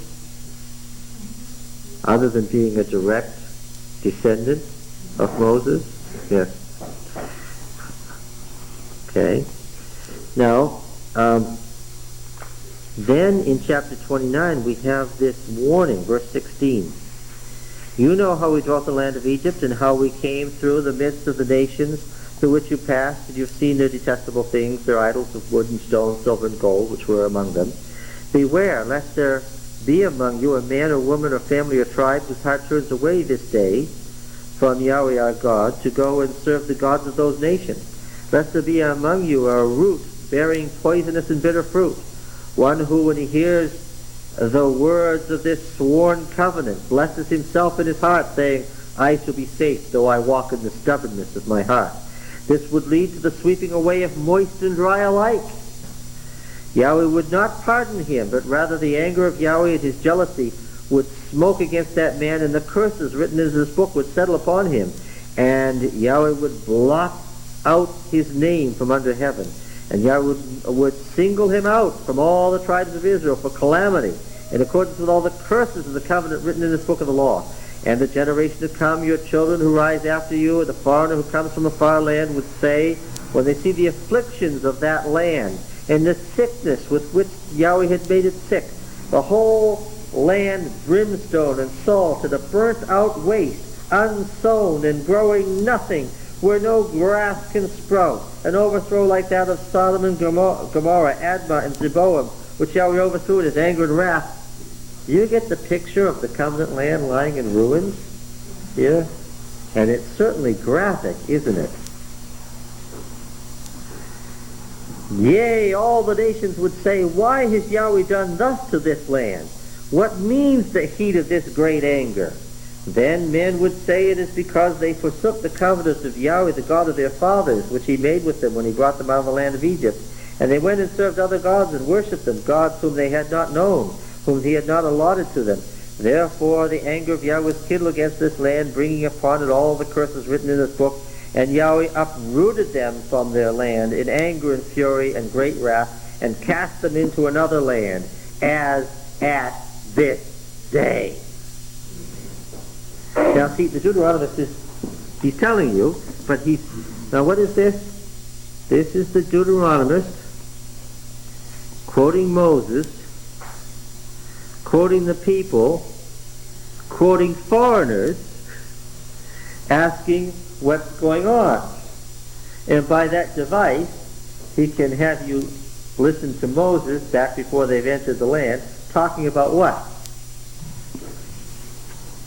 Talking about the exile at this day. Now then, verse 29, although it's cast in the mouth of Moses, is a comment on the part of the author. The secret things belong to Yahweh our God, but the things that are revealed belong to us and to our children forever, that we may do all the words of this law. This is a commentary on the state of the exile. Now then, and when all these things come upon you, still the Deuteronomist quoting Moses now, the blessing and the curse which I set before you, and you call them to mind among the nations where Yahweh your God has driven you, and return to Yahweh your God, you and your children, and obey his voice in all that I command you this day, with all your heart and all your soul, Deuteronomic language, then Yahweh your God will restore your fortune and have compassion upon you, and he will gather you again from all the peoples where Yahweh your God has scattered you. If your outcasts are in the uttermost parts of the heavens, from there Yahweh your God will gather you, and from there he will fetch you. And Yahweh your God will bring you into the land which your fathers possessed, that you may possess it, and he will make you more prosperous and numerous than your fathers. And Yahweh your God will circumcise your heart and the heart of your offspring, so that you will love Yahweh your God with all your heart and all your soul, that you may live. And Yahweh will put all these curses on your foes and enemies who persecuted you. And you shall again obey the voice of Yahweh to keep all his commandments which I command you this day. Yahweh your God will make you abundantly prosperous in the work of your hand, in the fruit of your body, the fruit of your cattle, the fruit of your ground. And Yahweh will again take delight in prospering you as he took delight in your fathers, if you obey the voice of Yahweh your God, to keep his commandments and his statutes which are written in this book of the law, and turn to Yahweh your God with all your heart and all your soul. And this word again is the same word for new. And so, this is generally translated the what? The new covenant. Yeah. Okay? So what's Deuteronomy about then? It's a call to what? To a new, well, the very idea of renewal is a new covenant. Okay? All right, now, let's go back to the beginning, as some of that said. This is where the new covenant idea comes from. When Jeremiah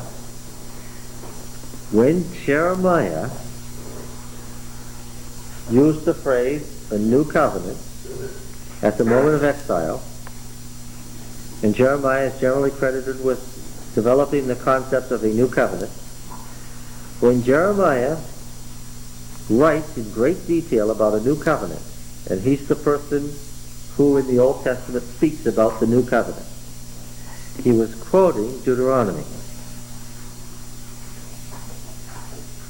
I don't know if it's correct to say if he was quoting Deuteronomy or just say he was quoting himself and his party. Because we're going to find out that there's no doubt that what? Jeremiah, among others, we can't say solely, but among others is D. When they speak of a new covenant, it's because that covenant is over. And so when the New Testament quotes New Covenant at great length and quotes Jeremiah, what? The idea of a new covenant. Jesus said, "This is my blood which I shed for you in the new covenant." Yeah. Well, the New Testament quotes this at great length. New Testament being the Shakespearean form of what? New covenant. Yes, because what characterizes the new covenant is that God circumcises the heart, making it possible for them to obey the voice of the Lord. Did you catch that? It's a covenant of grace where God works on the heart, making it possible for the covenant stipulations to be met. Did you catch it there as I was reading? Verse 6. This is what's new in the new covenant. Okay? What's new in the new covenant? I will ask that many times. What's new in the new covenant? It ain't the law. Right? It isn't the law. It's the same 10 words. Well, I think we got that right. And that Adventism is correct as opposed to other Christian religions. It's not the law that's new in the new covenant. It's what? And Yahweh your God will circumcise your heart and the heart of your offspring, so that you will love Yahweh your God with all your heart and all your soul, that you may live. Okay? So what is the Deuteronomist telling people who have lost all hope to do? Yes. And his model for this covenant outside the land, that you can take the land again, is what? The covenant that Moses made with the new Israel. Not the covenant at Sinai, but the covenant with new Israel outside the land. That is his model. Okay? So now the Deuteronomist is being tricky. Who's Moses' audience in Deuteronomy? Well, it's the tribes of Israel and Moab.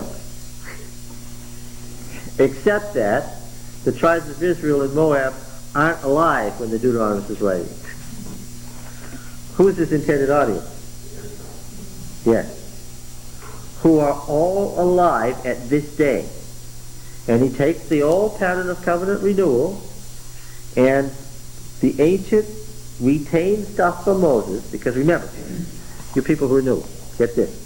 Just because the Deuteronomist says Moses said it down in the 6th century, is that where it begins? No. That's the tricky thing about authorship. Does the author in the ancient world originate the idea? Every time they entered the covenant, it was what? It was a new covenant. And now he's expanding the theological idea of what constitutes a new covenant. Alright? I said that when we got to Deuteronomy, we got to the core of the Bible, and I said, before we stopped before, that when you got to Deuteronomy, the Bible goes no further. Right? Because the whole idea of the New Testament is what? It's this new covenant. Yeah. Alright, now then. Comments, questions before we turn back to the beginning? Yeah, but what is the real difference between the old system and the new system? Because we're not just talking about a covenant, we're talking about a system of relationships. Yeah. And in the old one, it's relationships through the priest and ceremony and sacrifice, and in the new system, it's God directly with the individual, dealing one-on-one as he dealt with Moses and Elijah and the rest of them. God writes on the heart of each man, rather than through an external system. So, and this is what Jesus talks about, right? Do you remember that Moses and Aaron... Old Testament, huh? Yeah, this is the Old Testament, right? Yes? Do you remember? Well, don't go like that. Do you remember that we studied at great length that there were these two priestly houses in Israel? And we kept looking at text until you all sick of looking at it. There was the house of Aaron, right? And there was the house of Moses. And the Aaronite priesthood eventually got control of the temple. Right?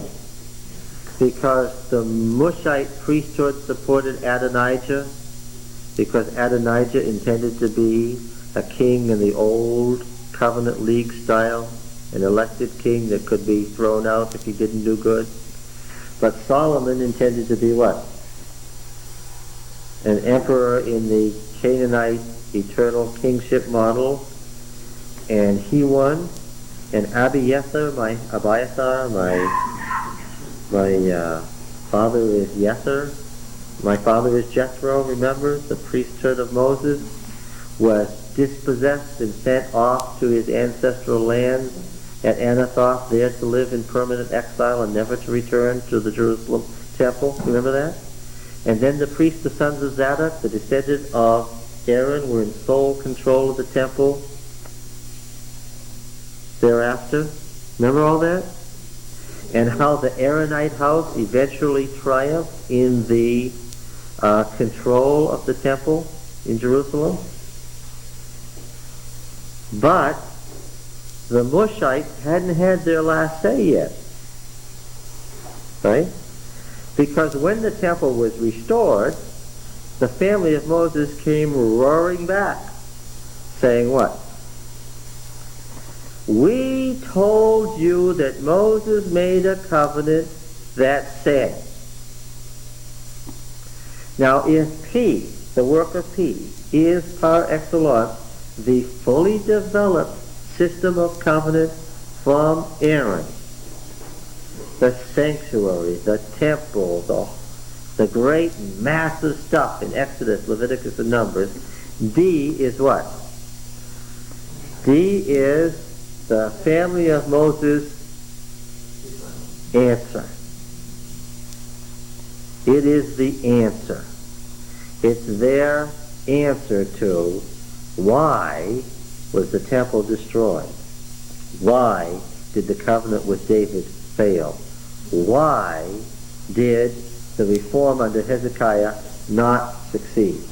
This is Moses, all right, because this was a real live argument between the family of Moses and the family of Aaron. It wasn't a minor argument. It was a major argument. We're going to find that the priesthood of Aaron got control of Judah. But we're going to find that the priesthood of Moses got control of Israel and survived it. And guess what? Eventually got control of the temple in Jerusalem. Okay? Now then, Annas and Caiaphas were Aaron. they were Zadokites. They were Aaron's descendants. That's right. All the more pointed their treatment of Jesus than of the Messiah. This argument goes on into the New Testament, and we're going to see how later. The answer lies ahead.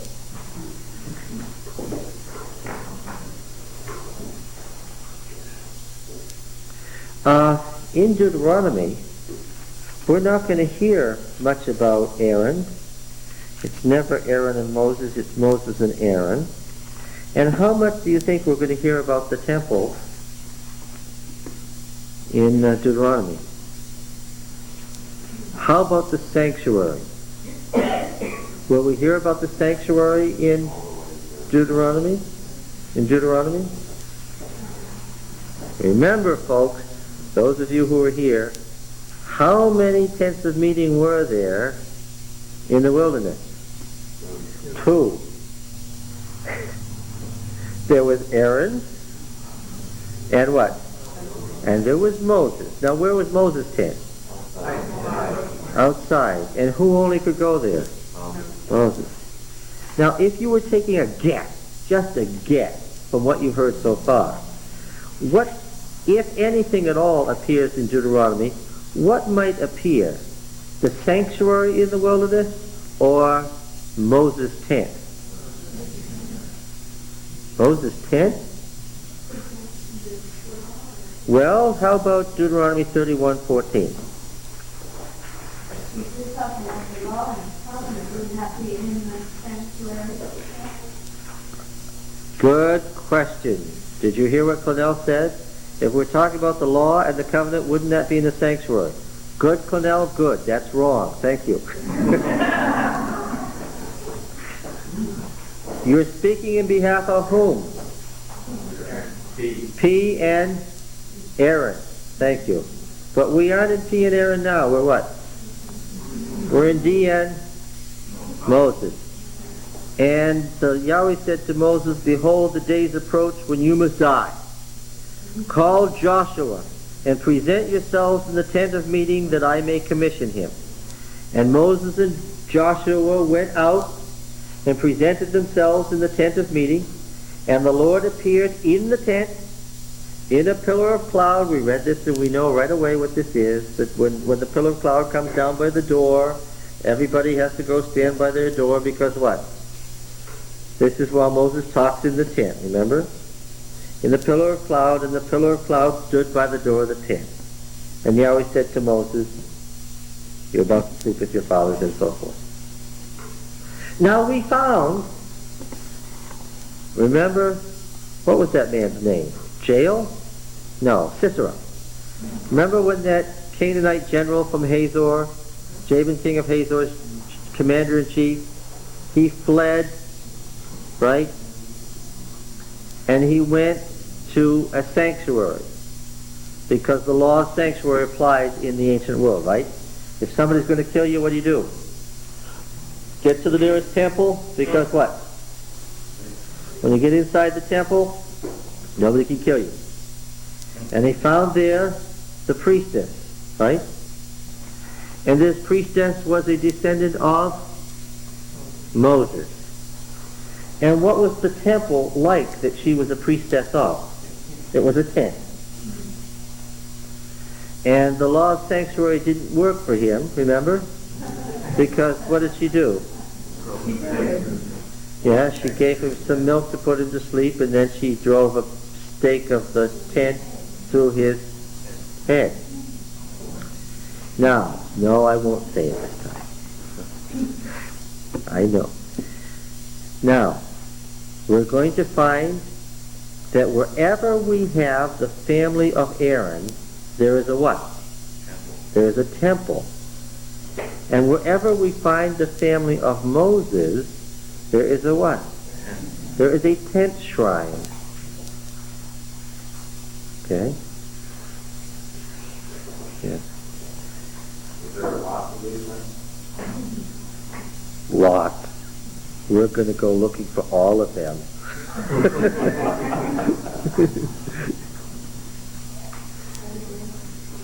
Yes. All right. Now, how about Aaron? Just while we're on this subject and before we go back to Deuteronomy 1. As you... Before you do that, I want to go back to 31. Yes. 14 and 15. Yes. This is the same language that's used in, this is the same terminology that's used in feast, Yes. tabernacle, and congregation. And he refers, when he does that, to the tent in the middle of the camp. Mm-hmm. How do we know this is different? Because when we investigated this, we found out that these symbols, Yahweh standing in a pillar of cloud and standing at the door, always occurred with what?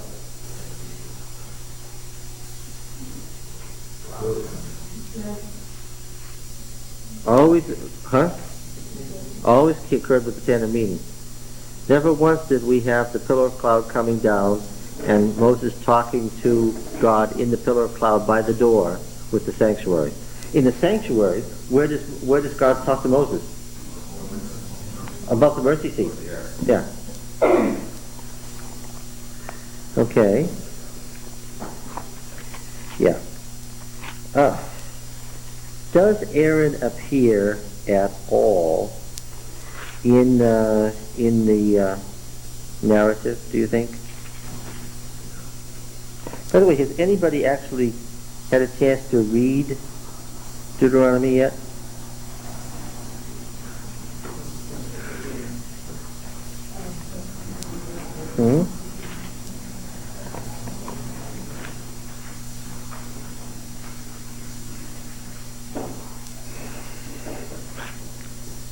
Does Aaron appear?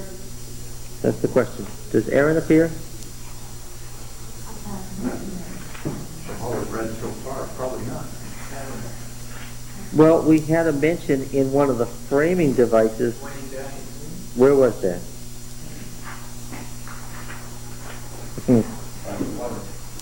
What? Now that you know a little bit more about the Deuteronomist, the mention of Aaron's death might have some significance. Okay, so I'll say one thing. Find Aaron, find the golden calf if you can. You think it's in here? Where?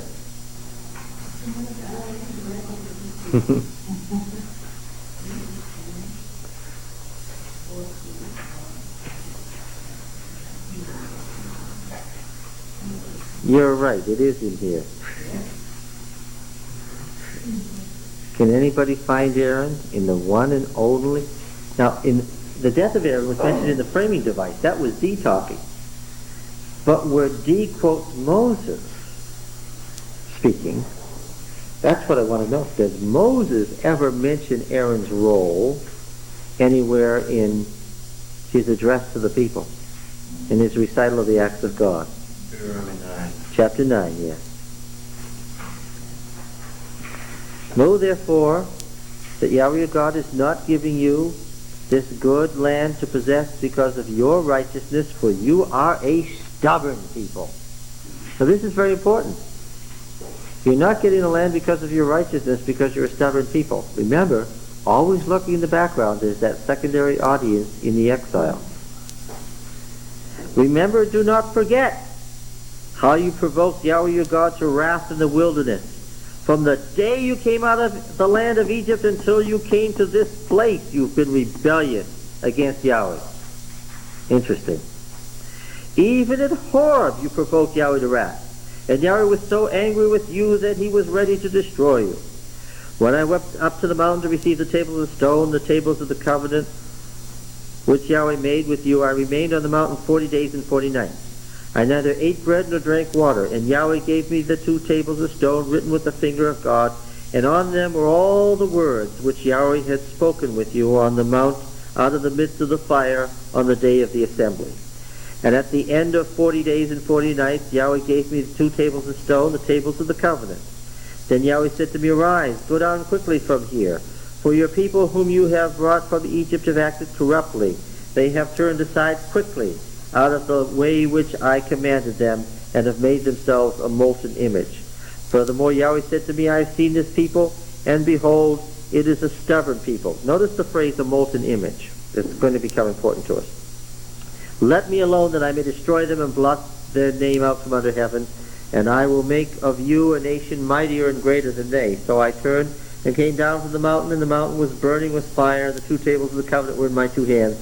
And I looked, and behold, you had sinned against Yahweh your God. You had made for yourselves a molten calf. Again, the word calf is traditional for bull. You had turned aside quickly from the way which Yahweh had commanded you. So I took hold of the 2 tables and cast them out of my 2 hands and broke them before your eyes. That's the broken covenant.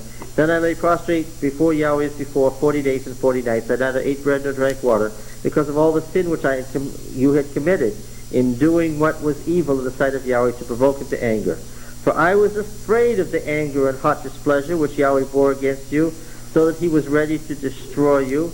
But Yahweh hearkened to me that time also. And Yahweh was so angry with Aaron that he was ready to destroy him. I prayed for Aaron also at the same time. There's the one mention of Aaron in Deuteronomy, outside the framing devices. That's Moses' only reference to Aaron. How does the Aaronite priesthood sound there? That's the whole mention of Aaron and the Aaronite role, right there. Did Moses then find that he went 40 days, 80 days? Yes, yes. This is a magnification of Moses in Deuteronomy. We're going to see a magnification of Moses in Deuteronomy all the time. Who's speaking here? Who's speaking here in this magnification of Moses? The Mushite priesthood. And the memory of Moses and the different laws, the different memory of the Exodus, the somewhat different memory of the laws is why. This book arises out of where? Not the temples of the Aaronite priesthood, but what? The sanctuaries of the Mushite priesthood. Like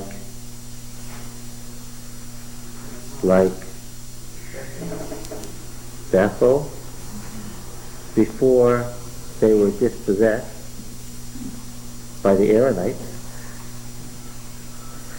The Mushite priesthood lost Bethel to the Aaronites. And what was it at Bethel? A molten image of a bull, remember? Yes. Like Shiloh? Like the child that the Shiloh Mushite priesthood was destroyed for their wickedness, but they adopted somebody before they were destroyed. Samuel, who was speaking for Moses. Yeah. Yeah. Right, so there it is. And, yeah. And we're going to find out, if we're talking about the magnification of Moses, wasn't Moses prevented from going into the covenant land because he was wicked and acted wickedly?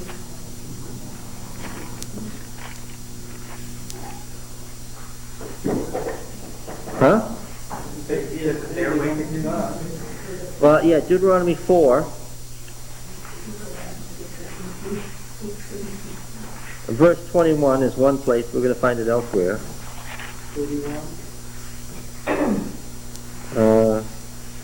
Oh yes, we better start at Deuteronomy 3:23.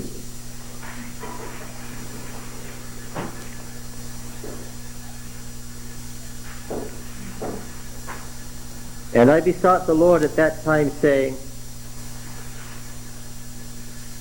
O Yahweh Elohim, thou hast only begun to show thy servant thy greatness and thy mighty hand. For what God is there in heaven or on earth who can do such works and mighty acts as thine? Let me go over, I pray, and see the good land beyond the Jordan, that goodly hill country in Lebanon. But Yahweh was angry with me on your account, and would not hearken to me. And Yahweh said to me, let it suffice you. Speak no more to me of this matter.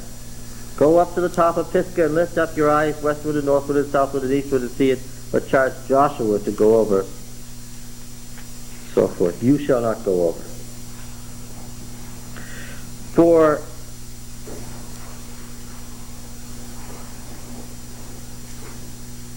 '21,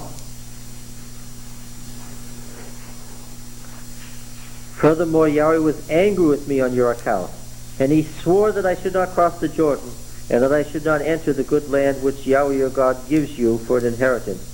For I must die in this land. I must not go over Jordan, but you shall go over and take possession of that good land. Moses suffers exile, I'm going to say. He's driven from the land. He can't enter the land anymore. He doesn't get to go into the land because of what? Because of the people's sin. He's a mediator who suffers on behalf of the people. He suffers the consequence of their sin in Deuteronomy. This is going to become a favorite theme of the Mushite priesthood and the prophets that spawned from the Mushite priesthood. Aaron wasn't the prophet. Moses was the prophet. And the prophet like Moses would come from where? From the family of Moses, from the Mushite priesthood. We are going to see the beginning of prophecy in Israel from the family of Aaron. And we're going to begin to see the idea as the prophet, as the mediator who suffers the consequence of the sins of the people. I meant Moses. You guys listen what I say. Now, that's going to be important. Why? Once we begin to get somebody suffering for the sins of somebody else, what? We're on our way to, to the suffering servant. Right? We're on our way to Christianity. All right? Now then. So, does Moses strike the rock and lose his temper and so forth in Deuteronomy? Oh no. The word in Judges, for those whom God raised up, is what? They cried to the Lord, and he appointed for them a Savior. Right? It says so. That's what it says, and it says it several times. They cried to the Lord, and he appointed for them a Savior. Moses turns over his authority to what? Joshua, which means what? Jesus, yes. Which means what? Savior. Is it by accident that Deuteronomy is the most oft-quoted book in the New Testament? No, of course not. Why? Because in the New Testament, the new covenant is made through Jesus, and Jesus is the successor of Moses. Well, Yes, as well as David, so we'll solve everybody's problem. bring the two lines Yes. together again from Yes. the separation of Samuel, right? Yes, that's right. They go their way, and in Jesus they come back together. Yes, we separate the priesthood and the prophecy and the charismatic functions from the king. The king is political. And these images are brought back together in Jesus. Certainly the rabbis understood in the first century what Christianity was doing. Right? They were not very pleased. I mean, they might have been pleased if it had been somebody other than Jesus. All right? So, I'm almost ready to start reading Deuteronomy 1:1, but I do it. 2 hours have passed. Yeah. Also, by taking the kingship, the Messiah, then he brings back the establishment of before they got over the Jordan of the nations too. By him becoming king, doesn't that connect the nations? We want to talk about the role of kingship in Deuteronomy. Who is and isn't king and why? I have a question. If the charismatic function was separated from the kinghood as Samuel or as Saul, why do David and Solomon and other kings down the way show it or possess it? It's a good question. And the instant we get to 2 Samuel 7, we'll discuss it. All right. Good, good. Opening session, good. What do you have to do now? Read Deuteronomy. Read Deuteronomy. How much of it? All of it. Yes. All right. See you next week.